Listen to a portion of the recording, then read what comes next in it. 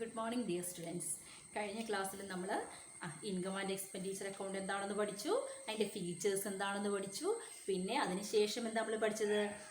Special terms used in not for profit organisations ഏതൊക്കെയാണെന്ന് നമ്മൾ പഠിച്ചു അല്ലേ.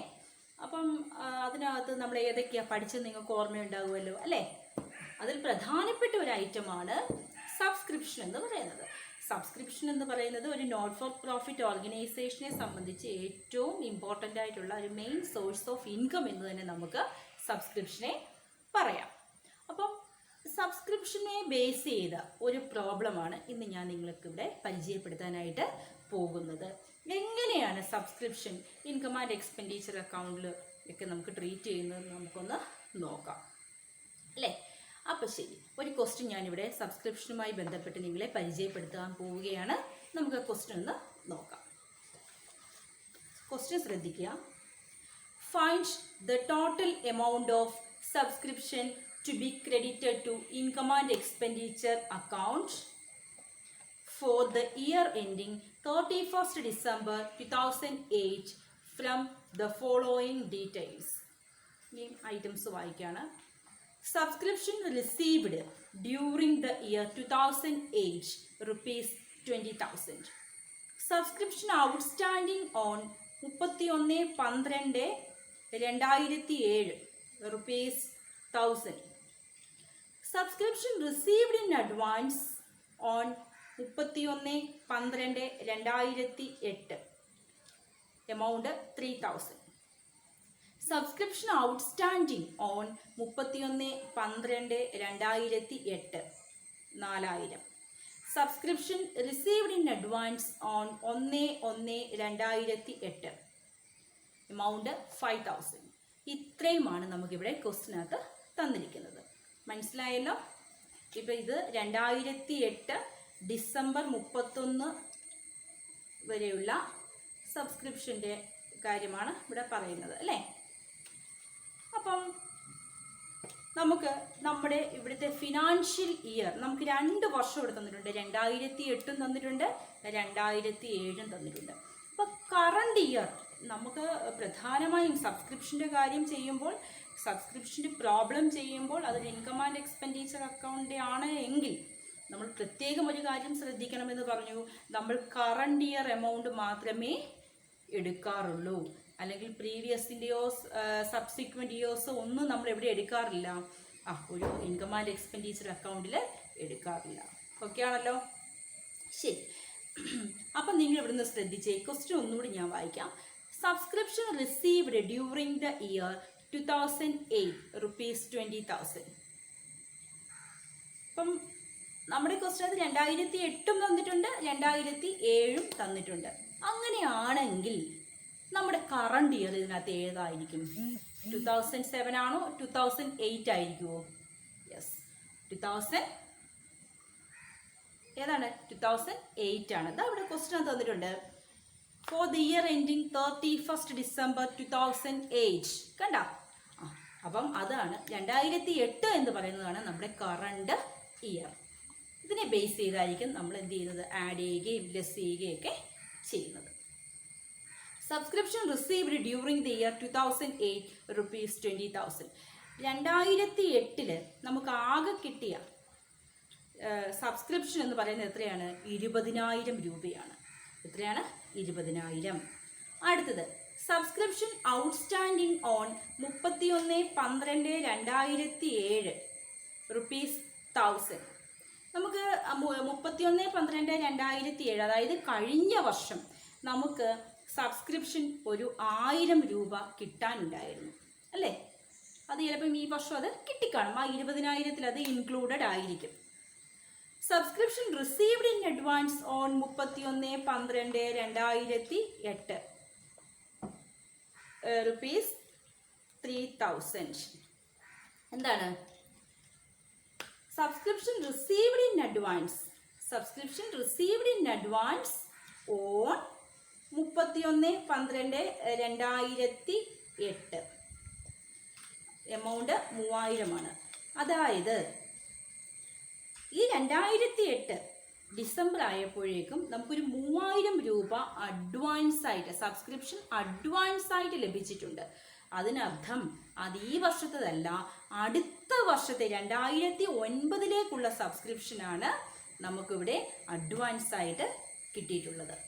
അടുത്ത നോക്കിയേ, സബ്സ്ക്രിപ്ഷൻ ഔട്ട്സ്റ്റാൻഡിങ് ഓൺ 31/12/2008 rupees 4000. അതായത് 31/12/2008 നമുക്ക് ഒരു 4000 രൂപ സബ്സ്ക്രിപ്ഷനായിട്ട് കിട്ടാനുണ്ട്. നമുക്ക് ഇങ്ങോട്ട് ഇനി എന്ത് ചെയ്യാനുണ്ട്? കിട്ടാനുണ്ട്. അത് ഈ വർഷത്തെ ഇൻകമാണ്. അടുത്തത്, subscription received in advance on 31/12/2007. അതായത് സബ്സ്ക്രിപ്ഷൻ നമുക്ക് അഡ്വാൻസ് ആയിട്ട് 2007 എന്താണ് സബ്സ്ക്രിപ്ഷൻ നമുക്ക് 5000 രൂപ മുൻകൂട്ടി കിട്ടി. എന്ന് വെച്ചാൽ 2007 മുൻകൂട്ടി കിട്ടി എന്ന് പറയുമ്പോൾ അതൊരിക്കലും എന്നത്തേക്കുള്ളതാണ്? 2008 എമൗണ്ട് ആണ്. 2008 നമ്മുടെ, അതായത് ഈ കറണ്ട് ഇയറിലെ എമൗണ്ട് ആണ് ഈ പറയുന്ന 5000. അപ്പോൾ ആ ഇൻകത്തിനെ നമ്മൾ എന്ത് ചെയ്യും? ഇവിടെ ആഡ് ചെയ്യണം. ഏതിൻ്റെ കൂടെ? Subscription received during the year, ആ പറയുന്ന എമൗണ്ടിൻ്റെ കൂടെ ഈ എമൗണ്ട് നമ്മൾ എന്ത് ചെയ്യണം? കൂട്ടണം. ഈ എമൗണ്ട് കൂട്ടണം. അടുത്ത ലാസ്റ്റ് ആയിട്ട് നമുക്ക് നോക്കാം, subscription received in advance on 1/1/2008 rupees 5000. അതായത് subscription received in advance 1/1/2008 date ശ്രദ്ധിക്കണം. 1/1/2008 നമുക്ക് സബ്സ്ക്രിപ്ഷൻ അഡ്വാൻസ് ആയിട്ട് ലഭിച്ചു. എത്ര രൂപയാണ്? 5000 രൂപ. അത് നമ്മുടെ ഈ 2008 ആ 2008 നമ്മുടെ കറണ്ട് ഇയറിലേക്കുള്ള സബ്സ്ക്രിപ്ഷനാണ്. അത് നമ്മൾ എന്ത് ചെയ്യണം? കൂട്ടണം. എന്നിട്ട് നമ്മളത് എവിടെ കാണിക്കണം? Subscription received during the year എന്നും പറഞ്ഞ് നമ്മൾ എഴുതിയില്ലേ? അതിൻ്റെ കൂടെ സബ്സ്ക്രിപ്ഷൻ ഔട്ട്സ്റ്റാൻഡിങ് ക്ലോസിംഗ് ഡേറ്റ് കൂട്ടി അതിൻ്റെ കൂടെ നമ്മൾ പിന്നീട് എന്താണ് കൂട്ടുന്നത്? സബ്സ്ക്രിപ്ഷൻ റിസീവ്ഡ് ഇൻ അഡ്വാൻസിൻ്റെ ഈ ഓപ്പണിംഗ് ഡേറ്റും നമ്മൾ ഓപ്പണിംഗ് ഡേറ്റിൽ കിട്ടിയ എമൗണ്ട് കൂടി നമ്മൾ കൂട്ടണം. ഓക്കെ, ഇനി നമുക്ക് കുറയ്ക്കാനുള്ളത് നോക്കാം. എന്താണ് കുറയ്ക്കാനുള്ളത്? വളരെ സിമ്പിളായിട്ട് ഇപ്പം മനസ്സിലായില്ലേ ഏതൊക്കെയാണെന്ന്? ഏതാ? നമ്മുടെ ഈ വർഷവുമായി ബന്ധം ഇല്ലാത്തതെല്ലാം നമ്മൾ എന്ത് ചെയ്യും? കുറച്ച് കളയും. ഇവിടെ ഏതൊക്കെയാണ് ബന്ധമില്ലാതെ കിടക്കുന്നത്? Subscription outstanding on 31/12/2007 rupees 1000. അതായത് കഴിഞ്ഞ വർഷത്തെ സബ്സ്ക്രിപ്ഷൻ കിട്ടാനുള്ളത്. അത് നമ്മൾ പറഞ്ഞു ഓൾറെഡി നമ്മുടെ ഈ വർഷത്തെ കിട്ടിയതിനകത്ത് എമൗണ്ട് കിട്ടിയതിനകത്ത് ഉണ്ടെന്ന് പറഞ്ഞു. അപ്പോൾ അത് എന്ത് ചെയ്യണം? നമ്മൾ അത് തന്നെയല്ല, കഴിഞ്ഞ വർഷത്തെ എമൗണ്ടുമാണ്, നമ്മളത് എന്ത് ചെയ്യുന്നു? കുറച്ച് കളയണം. പിന്നെ അടുത്തത്, subscription received in advance on 31/12/2008 rupees 3000. അതായത് 31/12/2008 അതായത് നമ്മുടെ ഈ കറണ്ട് ഇയറിൽ എന്താണ് ഒരു 3000 രൂപ അഡ്വാൻസ് ആയിട്ട് കിട്ടി എന്ന് പറയുമ്പം അത് ഈ വർഷത്തെ അല്ല, ഇൻകം അല്ല. അത് ഏത് വർഷത്തെയാണ്? ഇനി വരാൻ പോകുന്ന വർഷത്തെ 2009 ലഭിക്കേണ്ട ഇൻകമാണ്. ഓക്കെ, ഇനി നമുക്ക് ആ പ്രോബ്ലം എങ്ങനെയാണൊന്ന് ചെയ്യുന്നതെന്ന് നോക്കാം.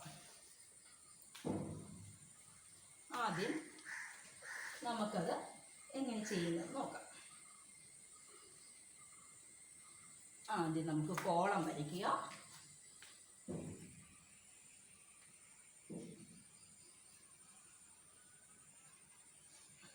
രണ്ട് എമൗണ്ടുകളും വേണേ.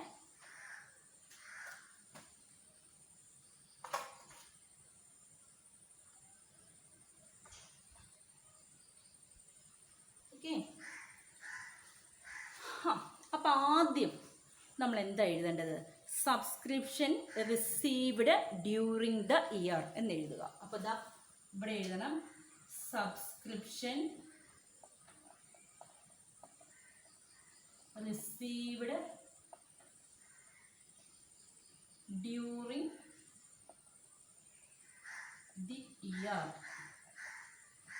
എത്രയാ നമ്മുടെ ക്വസ്റ്റിനകത്ത് നോക്കിയേ? എത്രയാ കിടക്കുന്നേ? ഡ്യൂറിങ് ദി ഇയർ 2008 ആണ്. ആ വർഷം ഓർത്തോണം, 2008. എത്രയാ കിടക്കുന്നേ? 20,000 20,000 രൂപയാണ്. ഇതാ അത് നമുക്കിവിടെ എഴുതണം. 20,000. ഓക്കെ, 20,000 എഴുതി. ഇനി നമ്മൾ എന്താ കൂട്ടേണ്ട ഐറ്റങ്ങളെല്ലാം കൂട്ടണം. പിന്നീട് വേണം കുറയ്ക്കേണ്ട ഐറ്റംസ് എല്ലാം കുറയ്ക്കാനുള്ളത്. കൂട്ടുന്ന ഐറ്റം നോക്കാം. ഏതാണ്? Subscription outstanding on 31/12/2008. അതായത് 2008 31/12/2008 നമുക്കിനിയും എത്ര രൂപ കിട്ടാനുണ്ട്? 4,000 രൂപ കിട്ടാനുണ്ട്. കിട്ടാനുണ്ട് എന്ന് പറയുമ്പോൾ ഈ വർഷം കിട്ടുന്ന എമൗണ്ട് ആണ് അല്ലേ? അത് നമ്മൾ എന്ത് ചെയ്യണം? ഈ വർഷത്തെ ഇൻകം ആയതുകൊണ്ട് നമ്മളത് കൂട്ടണം. ഓക്കെ, അപ്പോൾ ഇതാ ഞാനത് എഴുതി കൂട്ടാൻ പോവുകയാണ്. Add subscription outstanding on 31/12/2008. എത്ര എമൗണ്ട് വന്നേ? 4,000. ഇതാ അത് ഞാൻ എഴുതി 4,000. ഓക്കെ, 4,000 എഴുതി. ഇനി അതിൻ്റെ കൂടി ഇനി കൂട്ടേണ്ട ഐറ്റം ഈ വർഷം കിട്ടേണ്ട ഇൻകം വല്ലതും ഉണ്ടായിരുന്നോ? ഉണ്ടെങ്കിൽ അതുകൂടി കൂട്ടണം. ഏതാണ്? Subscription received in advance on 1/1/2008. അതായത് ഈ വർഷം ആരംഭത്തിൽ തന്നെ 1/1/2008 തന്നെ നമുക്ക് എന്ത് കിട്ടിയിട്ടുണ്ട്? ഈ അഡ്വാൻസ് ആയിട്ട് സബ്സ്ക്രിപ്ഷൻ ലഭിച്ചിട്ടുണ്ട്. അത് ഈ വർഷത്തെ ഇൻകം ആണ്. ഈ വർഷത്തെ ഇൻകത്തിൽ കാണിക്കേണ്ടതാണ്. അതുകൊണ്ട് നമ്മൾ എന്ത് ചെയ്യണം? കൂട്ടണം. അപ്പോൾ ഇതാ എഴുതാൻ പോവാണ്. സബ്സ്ക്രിപ്ഷൻ റിസീവ്ഡ് ഇൻ അഡ്വാൻസ്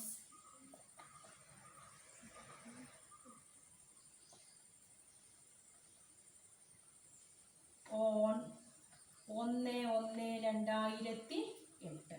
എത്രയായിരുന്നു? 5,000 രൂപ. അത് എഴുതാൻ പോവാണ്. 5,000. നമുക്ക് കൂട്ടേണ്ട 2 എമൗണ്ട് ഉണ്ടായിരുന്നുള്ളൂ. അത് 2 നമ്മൾ കൂട്ടുക. ഇതേ എഴുതി കഴിഞ്ഞു. ഇനി അത് കൂട്ടുക. അപ്പം എത്ര വന്നു? 9,000 അല്ലേ? 9,000. എത്ര കിട്ടി? 29,000. ഓക്കെ ആണോ? 29,000. ഇനി നമ്മൾ എന്താ ചെയ്യേണ്ടത്? കുറയ്ക്കാനുള്ളതെല്ലാം കുറയ്ക്കണം. അപ്പോൾ കുറയ്ക്കാനുള്ള ഐറ്റംസ് എല്ലാം നമ്മൾ കുറയ്ക്കാനായിട്ട് തുടങ്ങാം. നോക്കി ഐറ്റം വായിച്ചു നോക്കി. ഇനി നമ്മൾ 2 ഐറ്റംസ് ആണ് ബാക്കി നിൽക്കുന്നത്. Subscription outstanding on 31/12/2007. 2007 സബ്സ്ക്രിപ്ഷൻ കിട്ടാനുണ്ടെന്ന് പറയുന്നു. അത് പ്രീവിയസ് ഇയർ ആണ്, കറണ്ട് ഇയർ അല്ല. നമുക്ക് കറണ്ട് ഇയറുമായി ബന്ധപ്പെട്ട കാര്യങ്ങൾ മാത്രം ഇതിൽ കാണിച്ചാൽ മതി. അപ്പോൾ നമുക്കിത് കുറയ്ക്കാനുള്ള എമൗണ്ട് ആണെന്ന് മനസ്സിലായല്ലോ. ഇതാ അപ്പോൾ എഴുതുവാണ്. ഇവിടെ ലെസ് എന്ന് കാണിക്കണം. Less subscription outstanding on 31/12/2007. എത്ര എമൗണ്ട് വന്നേ? 1,000 രൂപ നമുക്ക് കുറയ്ക്കാനുള്ളതാണ് കേട്ടോ. ഇനി അടുത്ത ഐറ്റം ഏതാണ്? Subscription received in advance on 31/12/2008. മുമ്പേ നമ്മൾ പറഞ്ഞതാ 31/12/2008 സബ്സ്ക്രിപ്ഷൻ അഡ്വാൻസ് ആയിട്ട് ലഭിച്ചു എന്ന് പറയുമ്പോൾ അത് ഈ വർഷവുമായി യാതൊരു ബന്ധവുമില്ല. അത് അടുത്ത വർഷത്തെ സബ്സ്ക്രിപ്ഷനാണ്. അഡ്വാൻസ് ആയിട്ട് കൊടുത്തത് 2009 സബ്സ്ക്രിപ്ഷനാണ്. ഈ വർഷം അല്ലാത്തതിന്, ഈ വർഷത്തിൽ ഉള്ള എമൗണ്ട് അല്ലാത്തത് കൊണ്ട് നമുക്കതിനെ എന്ത് ചെയ്യാം? ഡിഡക്റ്റ് ചെയ്ത് കളയാം. അപ്പം ഞാനത് എഴുതാൻ പോവാണ്. സബ്സ്ക്രിപ്ഷൻ റിസീവ്ഡ് ഇൻ അഡ്വാൻസ്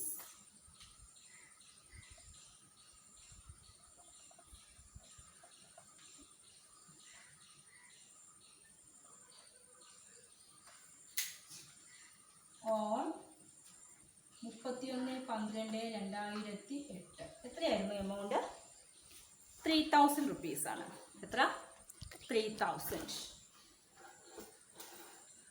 ഈ 2 എമൗണ്ടുകൾ നമുക്ക് കുറയ്ക്കാനുള്ളത്. ഇതിപ്പോൾ ഞാൻ കുറയ്ക്കുന്നത് നോക്കിയോളൂ. മൊത്തം 4,000 രൂപയാണ് നമുക്ക് കുറയ്ക്കാനുള്ളത്. അപ്പോൾ എത്രയാ ബാക്കി നിൽക്കുന്ന എമൗണ്ട്? എത്രയാ? 29,000 5000 25,000 റുപ്പീസാണ് നമുക്ക് ഇപ്പം ഉള്ളത്. നമുക്ക് കൂട്ടേണ്ടത് കൂട്ടി കുറയ്ക്കേണ്ടത് കുറച്ച് കഴിഞ്ഞപ്പം കിട്ടുന്ന എമൗണ്ട് എത്രയാണ്? 25,000 റുപ്പീസ്. അതിന് നേരെ ഈ കിട്ടിയത് എമൗണ്ടിന് നേരെ എഴുതേണ്ടത് എന്താണെന്നറിയാമോ? എന്താണ്? Subscription to be credited to income and expenditure account. Income and expenditure അക്കൗണ്ടിൽ ക്രെഡിറ്റ് ചെയ്യേണ്ട സബ്സ്ക്രിപ്ഷൻ്റെ തുക എത്രയാണെന്ന് ചോദിച്ചാൽ എത്രയാണ്? 25,000 റുപ്പീസാണ്. അപ്പം ഞാനത് എഴുതാൻ പോവാണ്. Subscription to be credited to income and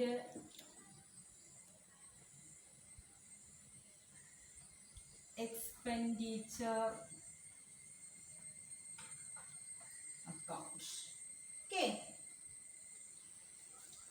Subscription to be credited to income and expenditure account. അതായത് ഒരു ഇൻകം ആൻഡ് എക്സ്പെൻഡിച്ചർ അക്കൗണ്ടിൽ സബ്സ്ക്രിപ്ഷൻ എന്ന് പറയുന്ന ഐറ്റം വന്നു കഴിഞ്ഞാൽ അതെങ്ങനെയായിരിക്കും കാണിക്കേണ്ടത്? നമ്മൾ പഠിച്ചില്ലേ? സബ്സ്ക്രിപ്ഷൻ എന്ന് വെച്ചാൽ എന്താണ്? Subscription is the membership fee paid by the members അല്ലേ? പിന്നെ അതേപോലെ it is the main source of income. പിന്നെന്താണ് നമ്മൾ പഠിച്ചത്? Shown as receipt in the receipt and payment account and income and credited to income and expenditure account. അതായത് ഒരു income and expenditure അക്കൗണ്ടിൽ എന്ത് ചെയ്യണം? ക്രെഡിറ്റ് ചെയ്യണം. അതേപോലെ തന്നെ ഒരു റെസിപ്റ്റ് ആൻഡ് പേയ്മെൻറ്റ് അക്കൗണ്ട് തയ്യാറാക്കുകയാണെങ്കിലോ അതിനെ റെസിപ്റ്റ് സൈഡിൽ കാണിക്കുകയും വേണം. അപ്പം നമ്മളിപ്പോൾ എഴുതിയത് എന്താണ്? ഒരു ഇൻകം ആൻഡ് എക്സ്പെൻഡിച്ചർ അക്കൗണ്ടിൽ സബ്സ്ക്രിപ്ഷൻ എങ്ങനെ രേഖപ്പെടുത്താം എന്നുള്ളതാണ് അല്ലേ? എങ്ങനെയാണ് രേഖപ്പെടുത്തുന്നത്? അതിൻ്റെ ക്രെഡിറ്റ് സൈഡിൽ ഒരു ഇൻകം ആൻഡ് എക്സ്പെൻഡിച്ചർ അക്കൗണ്ടിൻ്റെ ക്രെഡിറ്റ് സൈഡിൽ സബ്സ്ക്രിപ്ഷൻ്റെ എമൗണ്ട് കാണിക്കണം. സബ്സ്ക്രിപ്ഷൻ റിസീവ്ഡ് ഡ്യൂറിങ് ദ ഇയറിൽ നിന്നും എന്ത് ചെയ്യണം? അതാത് വർഷം ആ കറണ്ട് ഇയറിലെ എമൗണ്ടുകളെല്ലാം കൂടി കൂട്ടിയെടുക്കണം. എന്നിട്ട് പ്രീവിയസ് ഇയറിലെയും ഇനി സബ്സിക്വൻറ്റ് ഇയേഴ്സിലെയും എല്ലാം എമൗണ്ടുകൾ തന്നിട്ടുണ്ടെങ്കിൽ അത് നമ്മൾ ലെസ് ചെയ്ത് കാണിക്കുകയും വേണം. ബാക്കി വരുന്ന എമൗണ്ട് വേണം നമ്മൾ എന്ത് ചെയ്യാനായിട്ട്? നമ്മുടെ ഇൻകം ആൻഡ് എക്സ്പെൻഡിച്ചർ അക്കൗണ്ടിൽ ക്രെഡിറ്റ് സൈഡിൽ കാണിക്കാൻ വേണ്ടിയിട്ട്. ഓക്കെ, എല്ലാവരും ഇത് നന്നായിട്ടൊന്ന് ചെയ്തു നോക്കുക. എന്തെങ്കിലും ഡൗട്ട്സ് ഉണ്ടെങ്കിൽ അത് അപ്പോൾ തന്നെ ക്ലിയർ ചെയ്ത് പോവുക. അപ്പം നമ്മൾ കഴിഞ്ഞ പ്രോബ്ലത്തിൽ ചെയ്തത് സബ്സ്ക്രിപ്ഷനെ ബേസ് ചെയ്തതാണ് അല്ലേ? അപ്പം സബ്സ്ക്രിപ്ഷൻ എന്ന് പറയുമ്പോൾ നമുക്ക് മെയിൻ സോഴ്സ് ഓഫ് ഇൻകം ആണെന്നൊക്കെ നമ്മൾ പഠിച്ചു. ഒരു നോട്ട് ഫോർ പ്രോഫിറ്റ് ഓർഗനൈസേഷൻ്റെ മെയിൻ സോഴ്സ് ഓഫ് ഇൻകമാണ് സബ്സ്ക്രിപ്ഷൻ എന്നൊക്കെ പഠിച്ചതാണ്. അപ്പം നിങ്ങൾക്ക് ആ കണക്ക് നന്നായിട്ട് മനസ്സിലായി കാണുമെന്ന് വിചാരിക്കുന്നു. ഇനി നമ്മൾ അടുത്തതായിട്ട് പഠിക്കുന്നത് ഔട്ട്സ്റ്റാൻഡിങ് എക്സ്പെൻസസിനെ പറ്റിയിട്ടാണ് അല്ലേ? എന്തായിരിക്കും ഔട്ട്സ്റ്റാൻഡിങ് എക്സ്പെൻസസ്? ചിലവുകളാണല്ലേ? അതെ. അപ്പം അതിനെ ബേസ് ചെയ്ത് സാലറി ഔട്ട്സ്റ്റാൻഡിങ് അല്ലെങ്കിൽ സാലറി അൺപെയ്ഡ് എന്നൊക്കെ പറഞ്ഞ് അതുമായി ബേസ് ചെയ്ത കുറച്ച് ക്വസ്റ്റ്യൻസ് നിങ്ങൾക്ക് ലഭിക്കാൻ സാധ്യതയുണ്ട്. നമുക്കപ്പം അതിലൊരു പ്രോബ്ലം കൂടി ചെയ്ത് നോക്കാം. അപ്പോൾ ഔട്ട്സ്റ്റാൻഡിങ് എക്സ്പെൻസസിനെ ബേസ് ചെയ്തൊരു പ്രോബ്ലമാണ് ഞാനിപ്പോൾ ഇവിടെ വായിക്കാൻ പോകുന്നത്. From the following particulars arrive at the amount of salary to be debited to the income and expenditure account for the year ending 31st March 2014. Salary paid during the year amount 1,800. Salary unpaid on 31st March 2014 550. Salary unpaid on 1st April 2013 740. Salary prepaid on 1st April 2013 430. Salary prepaid on 31st March 2014 amount 570. ഇത്രയുമാണ് നമ്മുടെ question തന്നിരിക്കുന്നത്. അതായത് നമ്മുടെ current year തന്നിരിക്കുന്നത് 2014 നമ്മുടെ ക്വസ്റ്റ്യനകത്ത് year ending 31st March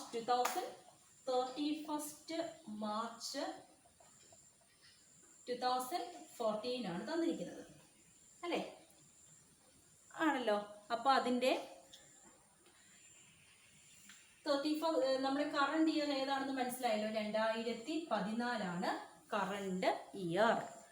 നമുക്കിവിടെ 2 വർഷമാണ് തന്നിരിക്കുന്നത്. 2014 2013 അപ്പോൾ 13-നകത്തെ എമൗണ്ട് എന്ന് പറയുന്നത് നമ്മൾ സബ്സ്ക്രിപ്ഷനൊക്കെ പഠിച്ചത് ഓർമ്മയുണ്ടോ? ഒരു ഇൻകം ആൻഡ് എക്സ്പെൻഡിച്ചർ അക്കൗണ്ട് എഴുതുമ്പോൾ ഒരിക്കലും നമ്മൾ പ്രീവിയസ് ഇയറോ സബ്സിക്വൻറ്റ് ഇയേഴ്സിലെ എമൗണ്ടുകൾ എടുക്കാൻ പാടില്ല. പകരം കറണ്ട് ഇയർ എമൗണ്ടുകൾ മാത്രമേ നമ്മൾ എടുക്കാൻ പാടുള്ളൂ.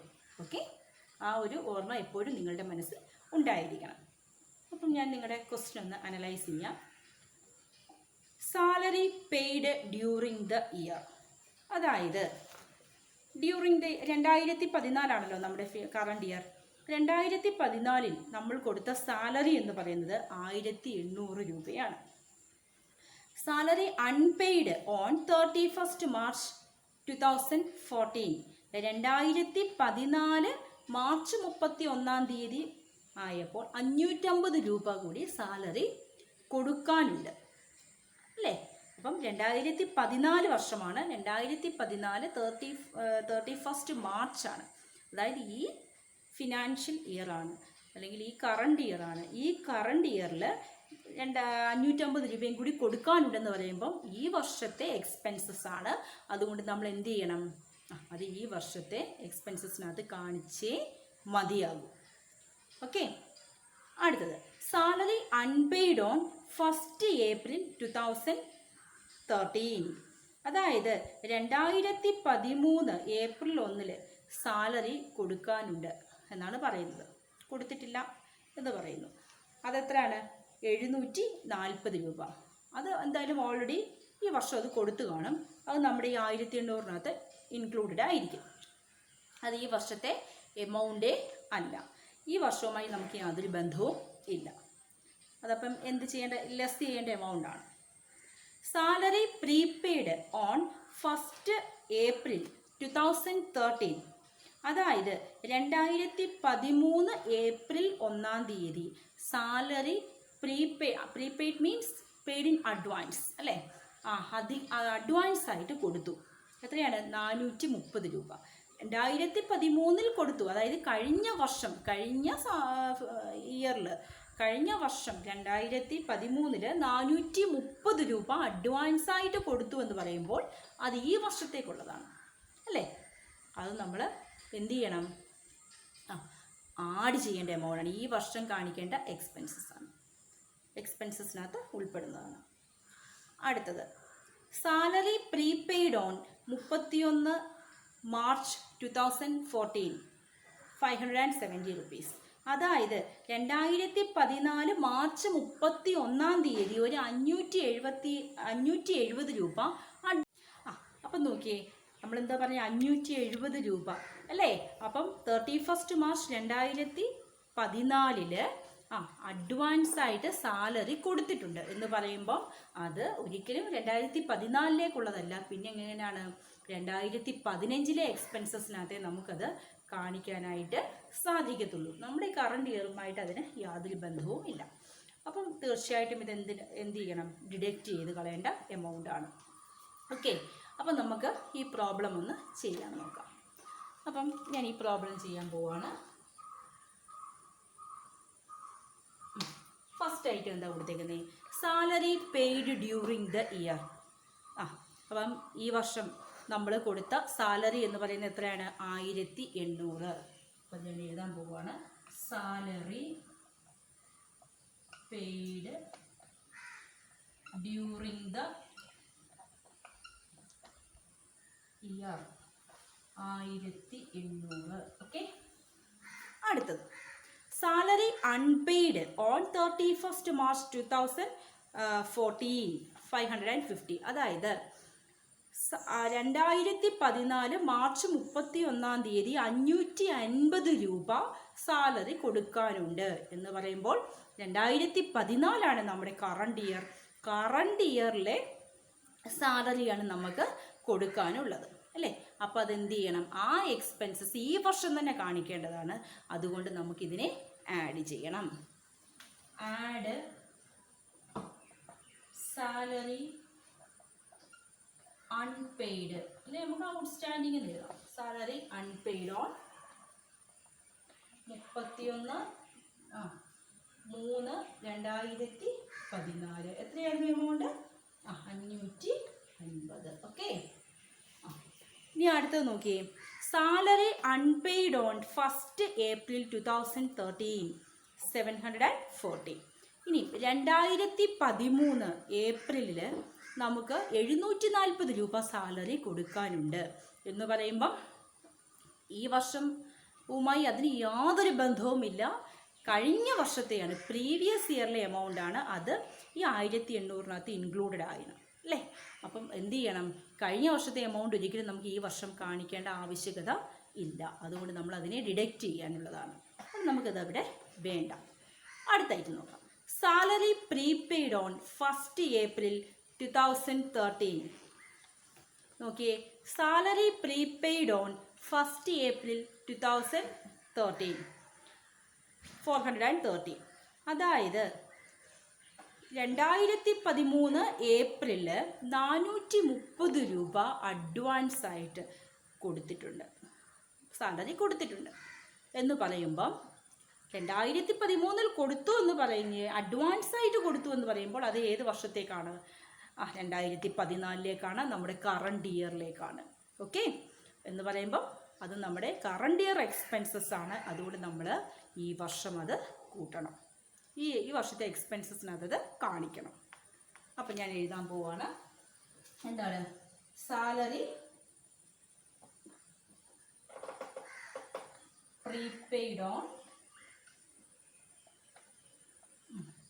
1/4/2013 അല്ലേ? എത്രയാണ് കിടക്കുന്ന എമൗണ്ട്?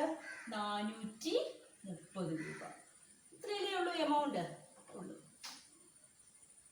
ഇത്ര എമൗണ്ടേ ഉള്ളൂ കൂട്ടാനായിട്ടുള്ളത്. നമുക്കിത് കൂട്ടാം. നോക്കിയേ.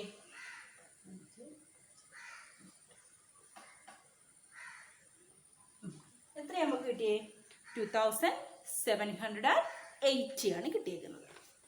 ഇനിയും ഇതിൽ നിന്നും ഈ വർഷത്തെ എക്സ്പെൻസസ് അല്ലാത്തതെല്ലാം കുറച്ച് കളയണം. കുറയ്ക്കേണ്ടത് ഏതൊക്കെയാണെന്ന് ഞാൻ പറഞ്ഞല്ലോ. ഫസ്റ്റ് ഏതായിരുന്നു? ഏതാണ്? Salary prepaid on 31st March 2014. അതായത് 2014 നമ്മൾ അഡ്വാൻസായിട്ട് ഒരു എമൗണ്ട് 570 രൂപ നമ്മൾ കൊടുത്തിട്ടുണ്ട് സാലറി ആയിട്ട്. അപ്പം 2014 മാർച്ചിൽ നമ്മൾ സാലറി അഡ്വാൻസ് ആയിട്ട് കൊടുത്തിട്ടുണ്ടെങ്കിൽ അതൊരിക്കലും ഈ വർഷത്തെ 2014 എക്സ്പെൻസസിനകത്ത് ഉൾപ്പെടുത്തില്ല. പകരം നമ്മൾ എപ്പോഴേ ഉൾപ്പെടുത്താറുള്ളൂ? 2015 എക്സ്പെൻസസിനകത്തേ ഉൾപ്പെടുത്താറുള്ളൂ.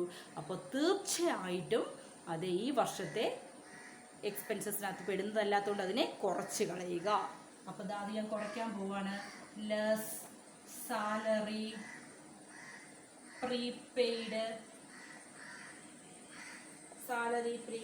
ഓൺ 31st March 2014 എത്രയാ? 570. എത്ര? 570 രൂപ. അടുത്തതോ? Salary unpaid on 1st April 2013.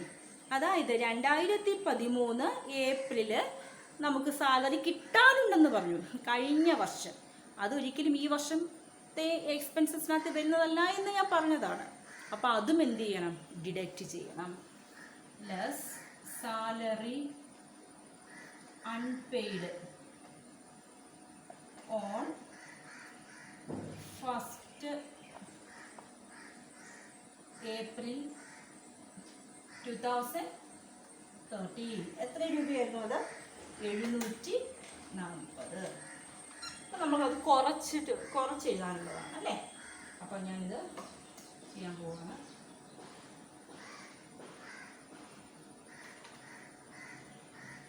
$1310 രൂപയാണ് ഇതിനകത്ത് കുറയ്ക്കാനുള്ള എമൗണ്ടുകൾ. അപ്പോൾ ഇതിനെയും കുറയ്ക്കുമ്പോൾ എത്രയാണ് കിട്ടിയേക്കുന്നേ? 1470 രൂപയാണ് നമുക്ക് കിട്ടിയേക്കുന്ന എമൗണ്ട്. അപ്പം ഇതെങ്ങനെയാണ്, അപ്പോൾ നമ്മളിത് എങ്ങനെ ഒരു ഇൻകം ആൻഡ് എക്സ്പെൻഡിച്ചർ അക്കൗണ്ടിൽ രേഖപ്പെടുത്തും? Salary to be debited to income and expenditure account. അപ്പോൾ എങ്ങനെയാണ് ഇവിടെ എഴുതേണ്ടത്? Salaries to be debited to income and expenditure account. എങ്ങനെ? Salary to be debited to income and expenditure account.